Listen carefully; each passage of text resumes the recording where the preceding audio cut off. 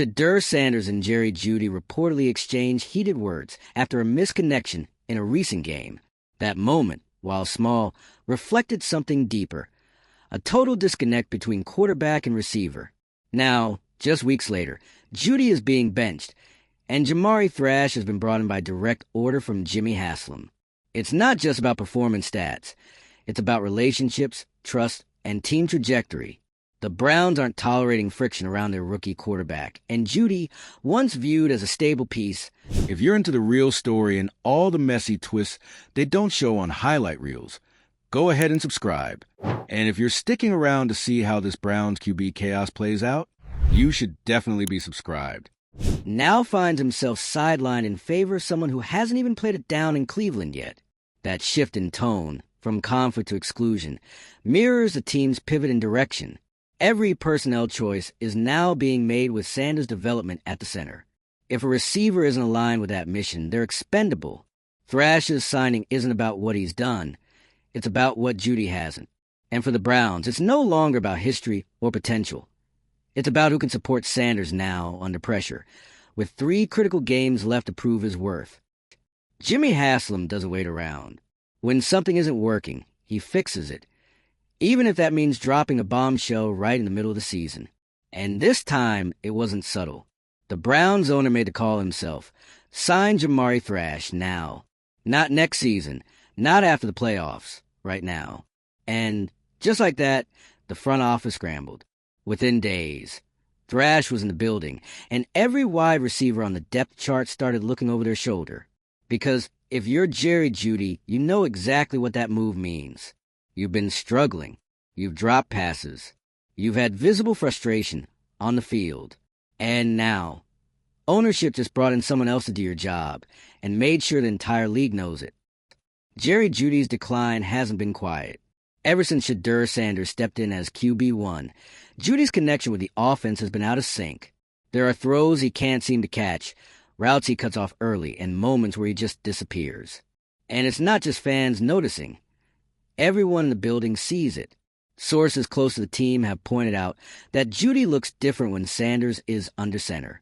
One insider even said he forgets how to catch when Shedeur throws it.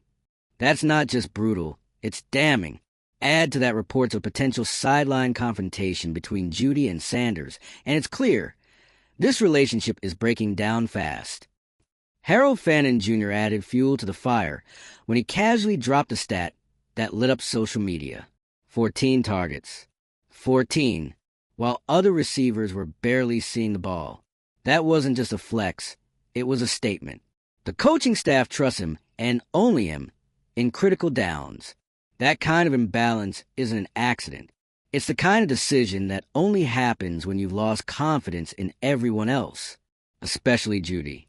It didn't take long for analysts to pick up what that target share really meant.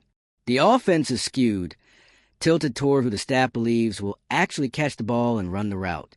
And Jeudy? He's not that guy right now, which is exactly why Thrash is here. The Browns needed another option, and the message couldn't be clearer. You contribute, or you're benched. Through all of this, Shedeur Sanders has stayed under the microscope. His flashes of talent are real. He can throw darts downfield, move in the pocket, and make plays when things collapse. But he's also missed throws. He's made rookie mistakes.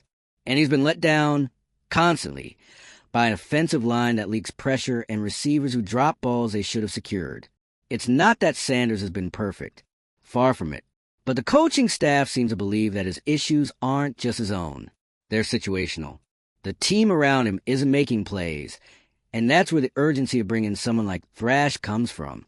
They need to see what Sanders can really do with a competent supporting cast before making long-term decisions. 1. As for Jeudy, the writing's on the wall. He's no longer the presumed WR1. His production has cratered, and now he's in real danger being benched. This isn't just about one bad game, or even one bad month. It's about a pattern, missed catches, limited separation, and body language that screams frustration. Coaches notice that stuff. So do quarterbacks. It's one thing to have a slump. It's another to be part of the problem when the team is trying to evaluate their potential franchise QB. And that's the lens everything is being viewed through now. Is this helping or hurting Shedeur Sanders? If the answer is hurting, changes are happening. Fast. At his recent pressers, Shedeur has kept things professional, but his tone says a lot. He's grateful for the opportunity. He knows what's at stake.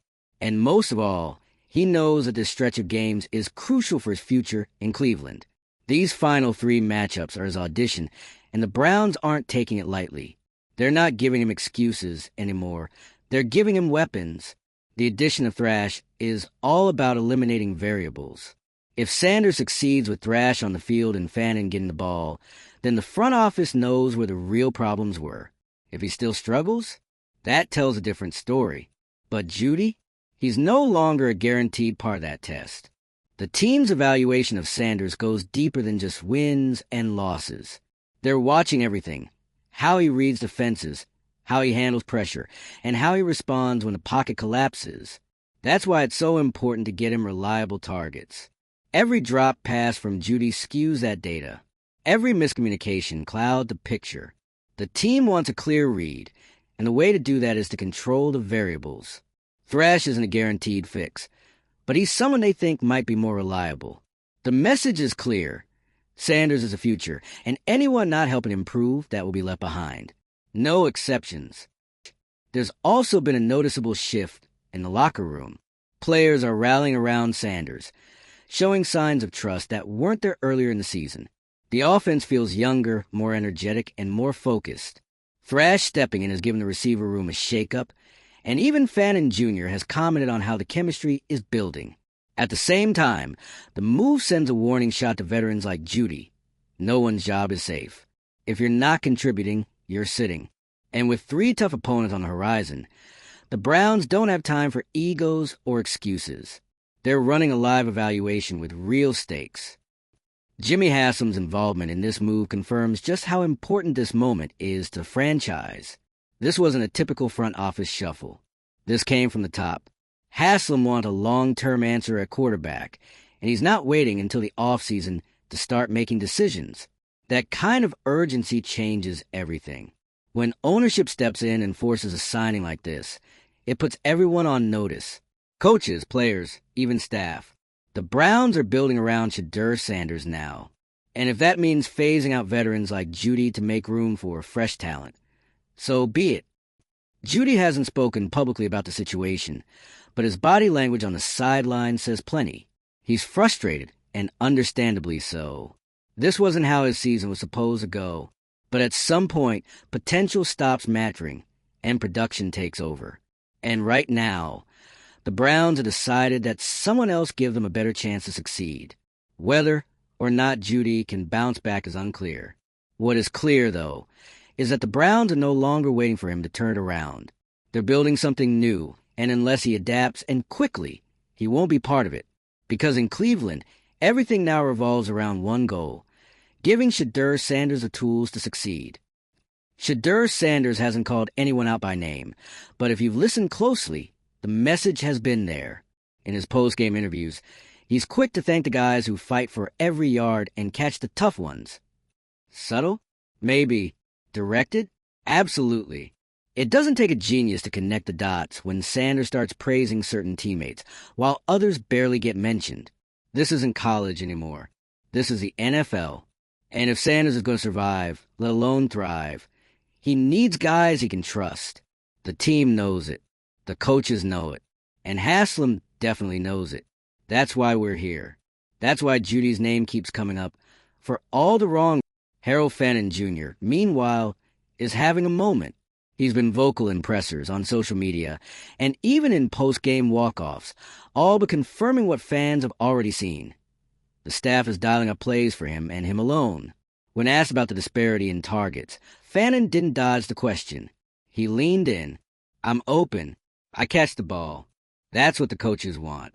Simple, short, blunt, and devastating if you're Jerry Jeudy. Because this isn't just a quarterback preference. It's a scheme shift.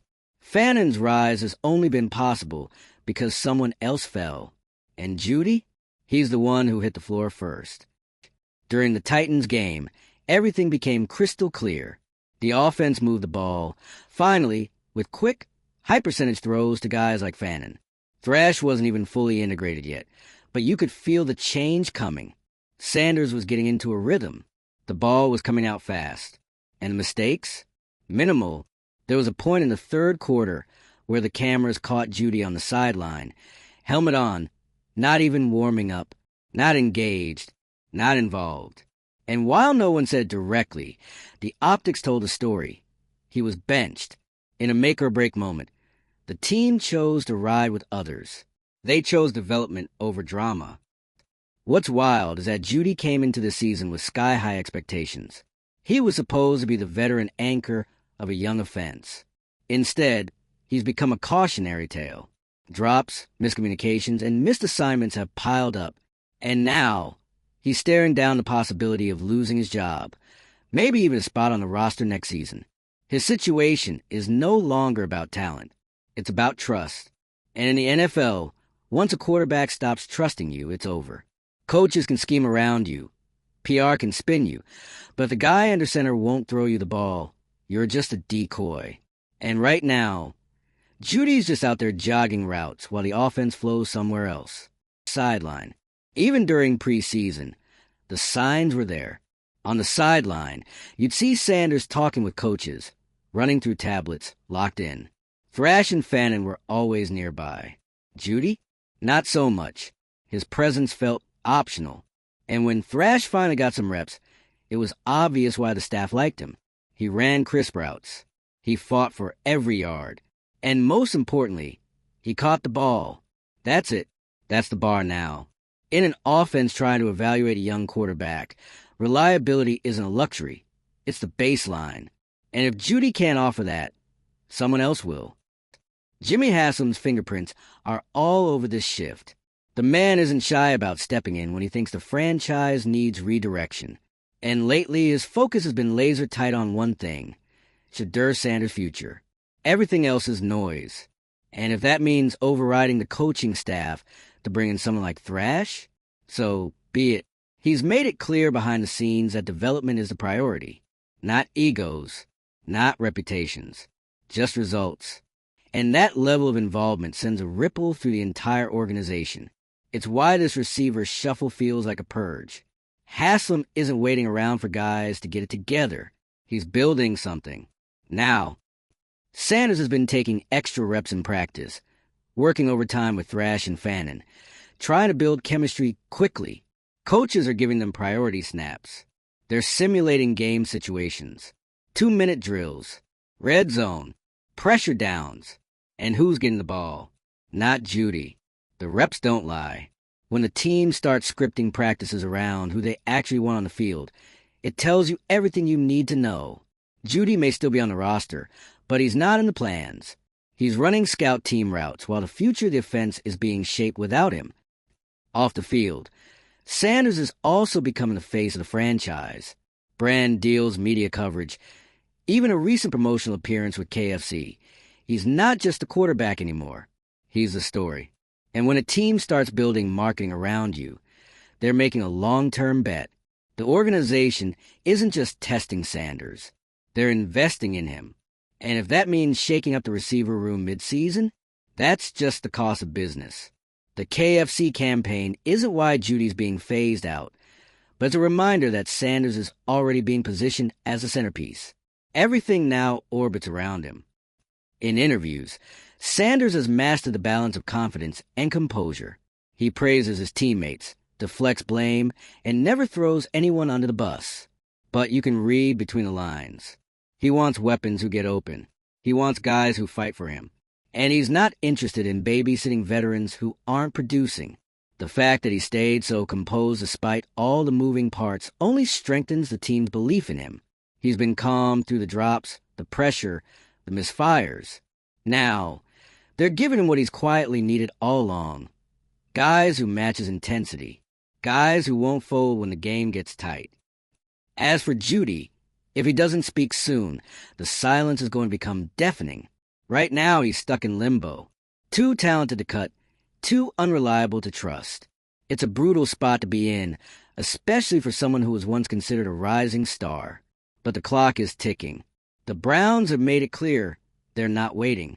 And if Jeudy wants back in, it's going to take more than quiet frustration and sideline sulking. He'll need to fight for it, publicly, privately, in every rep, because the window's closing in fast. And the Browns? They've already moved on. When the Browns lined up against the Packers, Sanders was under the kind of pressure you don't usually throw a rookie into. This wasn't just a game, it was a test. One where the offense needed to show life, identity, rhythm, and with every drive it became clearer. The playbook was evolving. So was the pecking order. Fannin was everywhere. Deep shots, short gains, third down bailouts. Jeudy? Barely a blip. The announcers even called it out, wondering aloud where he was. The answer wasn't complex. He was there physically, just not mentally, not in the reads, not in the game plan, not in the future. One.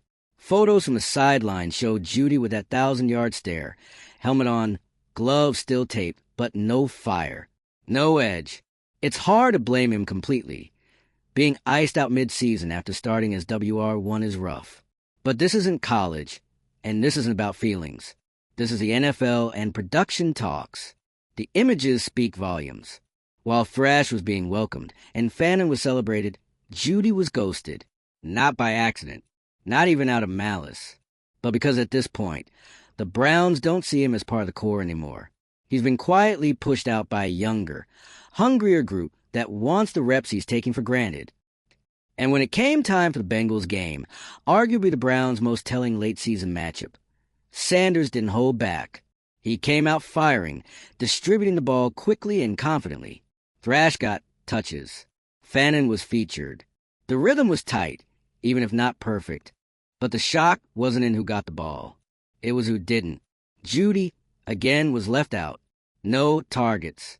No involvement. Not even decoy work. He was benched in all but name. That's not just about one game plan. It's about where you stand in the team's internal hierarchy. And Jeudy, by then, had already fallen to the bottom. Harold Fannin Jr. made it crystal clear in post-game comments. We're building chemistry. We know who's getting the ball. We trust each other now. That's not a casual statement. That's a shot across the bow. If Fannin's talking about trust, and Sanders is feeding the ball, the subtext is loud. This isn't just about who's open. It's about who the quarterback wants to throw to. And right now, Jeudy is not on that list. It's a brutal reality for a guy with his resume, but the stats and the quotes don't lie. Against the Ravens, Sanders had his ups and downs, but one thing stayed consistent. He trusted Thrash and Fannin, even under heavy blitzes, even in the face of one of the league's most aggressive defenses. He stuck with his guys. He didn't force throws to prove a point. He played within his new structure. Jeudy was again sidelined for most of the key moments. That wasn't lost on the Ravens, who stopped bracketing him altogether by the second half. Defensive coordinators know when someone's not part of the plan. And when that happens, the rest of the league starts to take notes. Then came the Niners. And if you thought things might shift, maybe throw Jeudy a bone, you'd be wrong. Against one of the toughest defenses in football, the Browns doubled down on their new identity. Short, efficient throws, simple reads, and absolutely no targets for their once marquee receiver. Thrash continued to be integrated more, showing flashes of chemistry that fans wondering why this change hadn't come sooner. It wasn't a breakout game, but it was a statement. The Browns were moving forward, and they weren't waiting for anyone to catch up.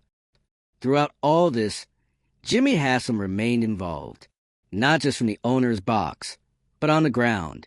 He's been spotted at practice multiple times in recent weeks, sometimes standing near receiver drills, talking with staff. That level of visibility isn't normal unless a decision is being enforced. Haslam wanted Shedeur Sanders supported, and now he's making sure it happens. His presence sends a message. This isn't optional. The team will prioritize development over nostalgia, chemistry over history. If someone isn't making Sanders better, they're out, period. Even in games where Sanders struggled, like the Dolphins matchup, the formula didn't change. No panic, no reverting to Jeudy. They stuck with the new guys. And for better or worse, that's what development looks like. Not chasing temporary sparks, but building something that can actually last. That commitment, even in a loss, told you everything. Sanders is the franchise, not just this season, but going forward. And that means every decision, every personnel choice is about him. Jeudy's performance just didn't fit that vision anymore. Recent shots from games and practices show exactly where the team's energy is. You see Sanders, Thrash, and Fannin reviewing plays together. You see the receivers huddled around their quarterback. But where's Jeudy? Not pictured, not involved. It's subtle, but not really. The dynamic has shifted, and he's on the outside. This isn't about ego anymore. It's about reality. Jeudy's been iced out, quietly, firmly, and without public spectacle. But every snap, every route, and every post-game quote confirms it. His role is gone, and he hasn't found a way back in. If Jeudy does speak out, it'll be a moment. But so far, he stayed quiet, letting others tell the story. And maybe that's by design. Maybe he's hoping to ride it out, stay professional, and get another shot. But in Cleveland, that window might already be shut. Because right now, the team isn't waiting on anyone. They're not here to rehab reputations or protect feelings. They're here to build around Shedeur Sanders. And if that means benching Jeudy in the middle of the season, then that's what they're going to do. The future is now, and Jeudy's not in it. Shedeur Sanders has never needed to throw shade because his performance, and now his leadership, is doing the talking. He's commanding the offense. He's setting the tone in practice.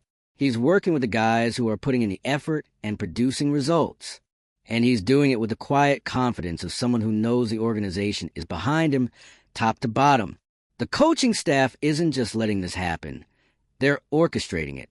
Every throw, every rep, every locker room decision is being made through the lens of one question. Does this help Shedeur Sanders succeed? If the answer is no, they're making changes. And at this point, there's no sign they're slowing down. The situation with Jeudy is one of those rare moments where a fall from grace is happening in real time. And the worst part? There's no dramatic explosion, no final confrontation, just a slow, steady erasure from the offense. A season that started with high hopes has turned into a quiet, vanishing act. And unless something drastic changes, this will be the image fans remember. Jeudy on the sideline, helmet on, watching the offense flow without him. While Sanders builds trust with Thrash and Fannin, Jeudy is on pause. And in a league that doesn't wait for anyone, that kind of pause often becomes permanent. So, what do you think? Was this the right call from the Browns? Has Jeudy's time run out in Cleveland? Or does he still have a shot to reclaim his spot? Drop your thoughts in the comments, especially if you've been watching the saga unfold from the start.